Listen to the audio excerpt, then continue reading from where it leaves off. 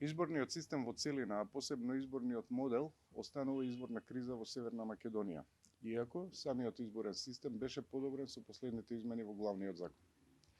Ова е главниот заклучок од нашето истражување околу тоа што е сторено во рок од една година и малку повеќе за реформи во изборниот систем. Клучната промена треба да следи во опишување на нов изборен законник. Досегашниот изборен законник со над 35 измени за десетина и кустур години од како е донесен, веќе не трпи растегнување и усогласување. Околу ова се согласни сите, почнувајќи од актуелниот претседател на Државната изборна комисија до лидерите на малите или поголемите политички партии. Главната промена во новиот претпоставен изборен законник треба да биде промена на изборниот модел.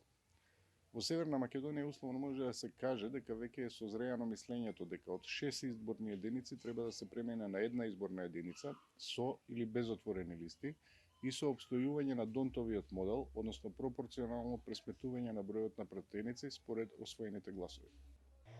Барањето за една изборна единица е главно од помалите политички партии, иако формално ова барање го поддржа и досегашната и идната владеачка партија СДСМ. Но нејзиниот главен коалиционен партнер досега се изјаснуваше против и бараше наместо една да има 3 изборни единици. Промени, освен во изборниот модел, треба да претрпи и начинот на регистрација на избирачите, за да се избегнат најголемите два недостатока. Избирачите да можат да се регистрираат во избирачкиот список на претседателски или на локални избори помеѓу двата изборни круга.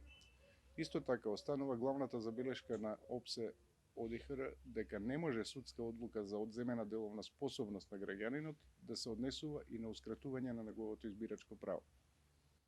Треба да се засилат административните капацитети на ДИК со постојано вработени кадри. А во тој домен треба да се засили информатичкиот оддел на Централната изборна комисија, кој оценете како слаба точка.